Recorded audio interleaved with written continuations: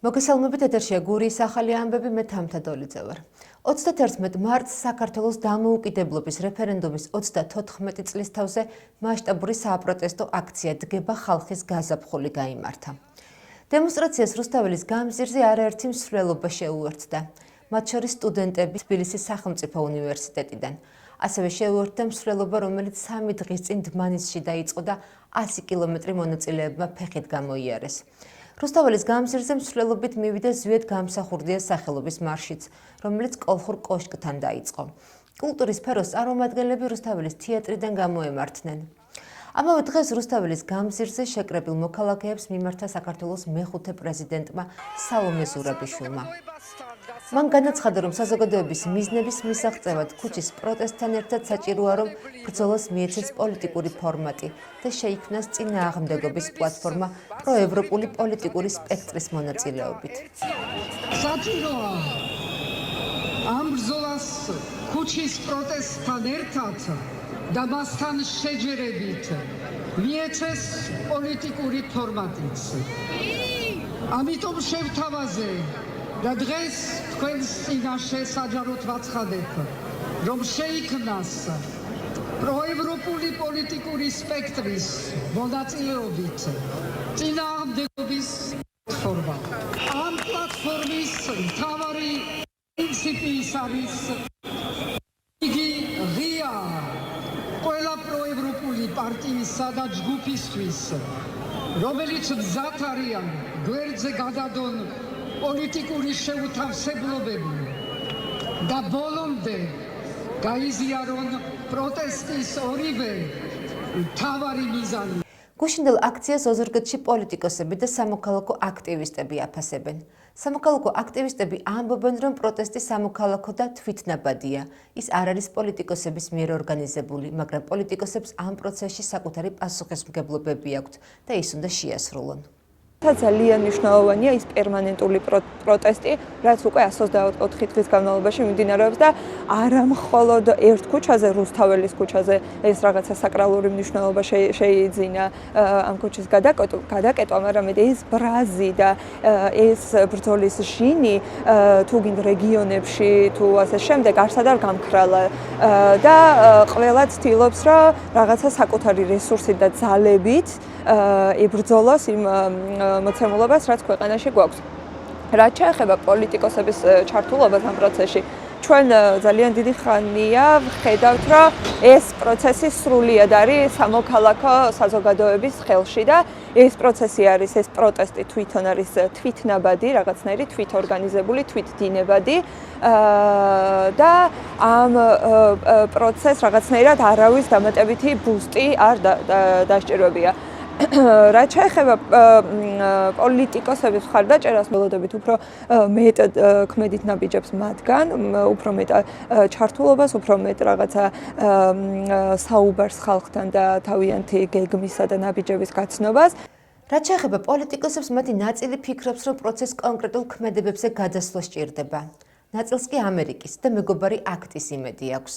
ის არის უმნიშვნელოვანესი, რასაც ქართველი ხალხი აკეთებს, მაგრამ ამას სჭირდება კიდევ დამატებითი მოქმედებები, რომლებიც ასე ვთქვათ, ამ ეტაპისთვის ჯერი არის და ბურთი არის პოლიტიკოსების, ოპოზიციონერი პოლიტიკოსების მხარეს და მე ვფიქრობ, რომ ხშირ შემთხვევაში საჭიროა ისეთი რადიკალური ღონისძიებების გატარება, რომელიც ხელისუფლებას აიძულებს უკან დაიხიოს.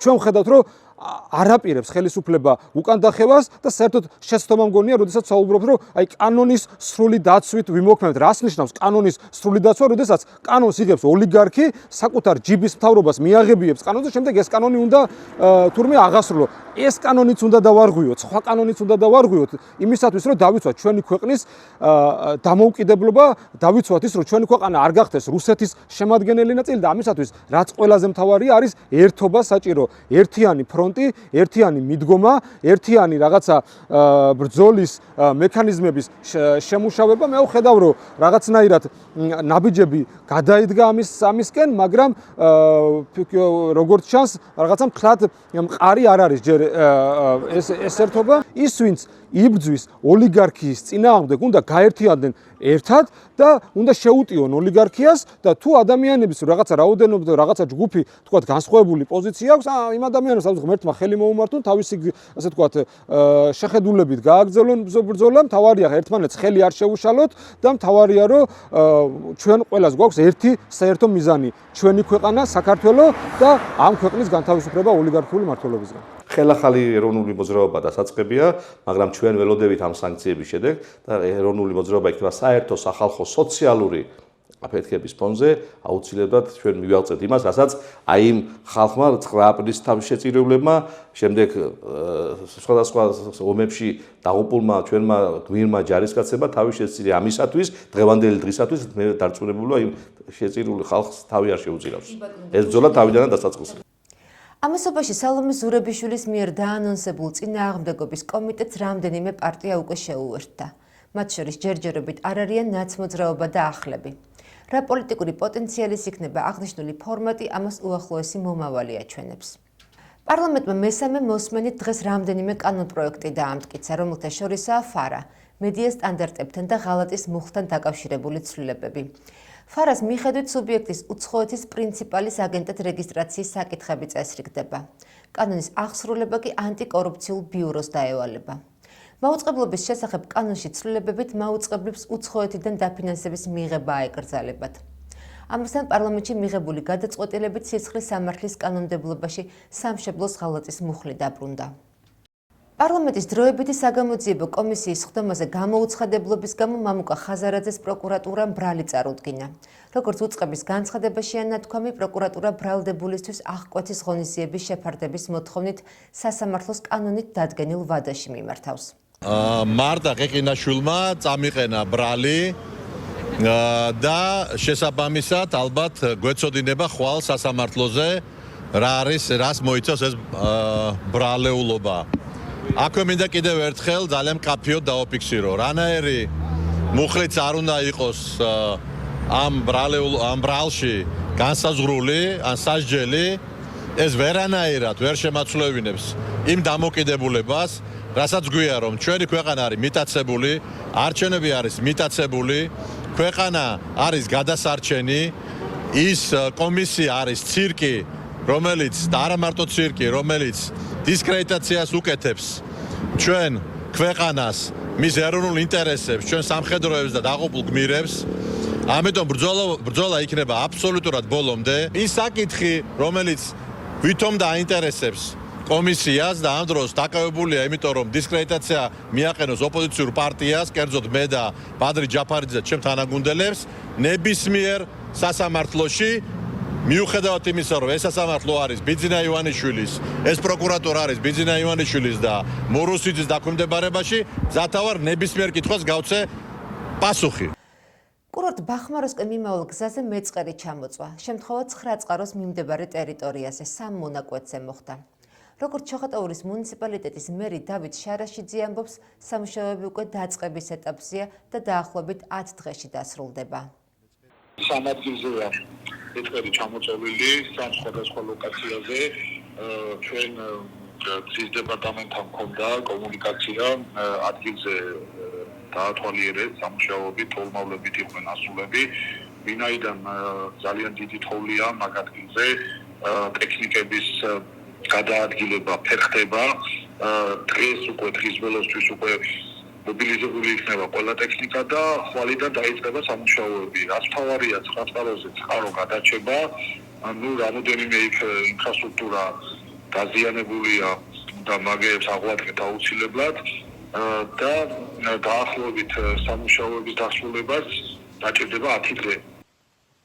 დღეს ოზურგეთის ნომერ 1 საჯარო სკოლაში პირველ კლასში შემსრულთათვის ღია კარის დღე შედგა.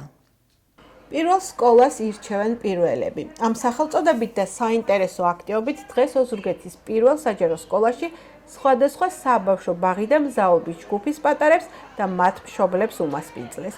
ბავშვებს, რომლებიც სულ მალე შეღებენ სკოლის კარებს. თავდაპირველად პატარებს პედაგოგები შეხვდნენ და 10 წუთიანი შემეცნებითი გაკვეთილი ჩაუტარეს, რომლებიც სხვადასხვა სახალისო და სამახსოვრებელი მონაკვეთებით შედგებოდა. შემდეგ კომპიუტერულ სივრცეს, რესურს ოთახსა და ბიბლიოთეკას გაეცნენ. ღია სივრცე ეზო დაათვალიერეს.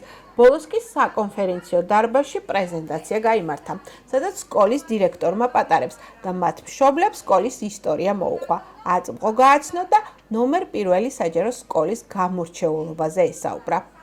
ძალიან საინტერესო აქტივობა ჩავატარეთ დღეს აი ქალაქ ოზურგეთის საბავშვო ბაღების სასკოლო ჯგუფის მოსწავლეები, აღსაზრდელები თავიანთ მშობლებთან ერთად მოვიწვიეთ, რათა გაეცნოთ ჩვენი სკოლის ინფრასტრუქტურა, პედაგოგები, სასკოლო სივრცე, რომ წარმოდგენა ქონოდათ, როგორ სკოლაში გაატარებდნენ მოსწავლეობის წლებს. ეს არის აი გაცნობითი უბრალოდ ტიპის აქტივობა, რომელიც ვფიქრობ, რომ სასიკეთო იქნება, რადგან მშობელი უნდა იყოს გაცნობიერებული იმ სიკეთეებში, რასაც სკოლას თავაზობს და მე ვფიქრობ, რომ დღეს ეს დღე გამოგვივიდა ძალიან ბევრი მადლიერი, კმაყოფილი მშობელი და ბავშვი იყო ჩვენი სტუმარი. ხელვარე ნამდვილად იყო და განსხვავებული, იმიტომ რომ ესეთი ფორმატით არ ჩაგვიტარებია, უფრო პირადად ვეკონტაქტებოდით, ვეცნობოდით, როცა უკვე იკრიბებოდა კლასი და ეს ფორმატი იყო განსხვავებული და ამაღელვებელი იყო მართლა ვიძახოდი, რომ ძალიან ბევრი ვინერვიულე. მიუხედავად იმისა, ეს პირველი არ ყოფილა, მაგრამ მართლა მინდოდა რომ საინტერესო ყოფილიყო და მართლა თითეული დეტალი შევიმუშავე და მთელი ღამე რომ მათთვის ცოტა გამეხალისებინა, მაგრამ დრო იყო ძალიან პატარა და ესე ყველაფერს ვერ გათვლი, მაგრამ ძალიან სასიამოვნო იყო. მადლობა ბავშვებსაც, მშობლებსაც, საბავშვო ბაღს, რომ აი ყველამ ეს დღე გვაჩუქა ჩვენ. ბავშვი თუ არ გიყვარს, ვერ ახარ მასწავლებელი. შემდეგ ყველანაირად ვეცდებით, რომ მათ შესაბამისობაზე მოვერგოთ და ვასწავლოთ აუცილებელი, გავზარდოთ ნამდვილი ქართველები. ჩვენ ვუმასპინძლებთ მომავალ პირველ კლასელებს, დავახვედრეთ საინტერესო აქტივობები, დავათვალიერებინეთ შენობა, სადაც არის სხვადასხვა წრეები, როგორც არის ქორეოგრაფია თუ სპორტულ განმაჯანსაღებელი წრეები. ძალიან საინტერესო და შედგა დღევანდელი დღე და დიდ მადლობას ვუხდით თითოეულ მშობელს და ბავშვს წარმატებებს უსურვებთ მომავალ სასწავლო წელს და ჩვენ კიდევ პედაგოგები დიდი სიყვარულით ველოდებით მათ. სასკოლო სპორტული ოლიმპიადის ფარგლებში რეგიონული შეხვედრები კალათბურთსა და მხიარულ სტარტებში ოზურგეთის სპორტის სასახლეში გაიმართა. ოზურგეთის მუნიციპალიტეტის სპორტის სასახლემ სასკოლო სპორტული ოლიმპიადის ფარგლებში კალათბურთში 3-3-ზე რეგიონულ პირველობას უმასპინძლა, როგორც ვაჟებში, ასევე გოგონებში. ორმა 10 წუთიანმა შეხვედრამ გამოავლინა გამარჯვებულები. ვაჟებში პირველი ადგილი ჩოხატაურის მუნიციპალიტეტის ბუკისციხის საჯარო სკოლამ, მეორე ოზურგეთის მუნიციპალიტეტის შემოქმედის საჯარო სკოლამ, მესამე კი ლანჩხუთის ნომერ 1-მა საჯარო სკოლამ დაიკავა. რაც შეეხება გოგონებს, პირველი ადგილი ჩოხატაურის მუნიციპალიტეტის ჩაისუბნის საჯარო სკოლამ არავის დაუთმო. მეორეზე შუხუთის საჯარო სკოლა, მესამეზე კი ოზურგეთის მუნიციპალიტეტის ლაითურის საჯარო სკოლა გავიდა. დღეს ჩატარდა გურიის რეგიონალურ პირველობა სასკოლო სპორტულ ოლიმპიადაში, სადაც მონაწილეობა მიიღო სამივე მუნიციპალიტეტის კალათბურთელთა გუნდებმა, როგორც ვაჟებში, ასე გოგონებში. საინტერესო თამაშები იყო, გამოვავლინეთ გამარჯვებული, რომელიც უკვე გააგრძელებს დასავლეთ საქართველოს პირველობაში ასპარეზობას. ძალიან მოხარული ვარ, რომ გურიის მასშტაბით ტარდება ესეთი სპორტული ღონისძიებები, მათ შორის ჩვენს კალათბურთში ვიღებთ მონაწილეობას და მოგეხსენებათ ესეთი სპორტული ღონისძიებები ასევე ჯანმრთელობისთვისაც მნიშვნელოვანი არის და წარმატებას უსურვებთ თითოეულ ჩვენს გუნდელს და აქ მყოფ ბავშვებს. დღეისათვის სულ ეს გახლდათ, მე მომავალ შეხვედრამდე გემშვიდობებით, კარგად ბრძანდებოდეთ.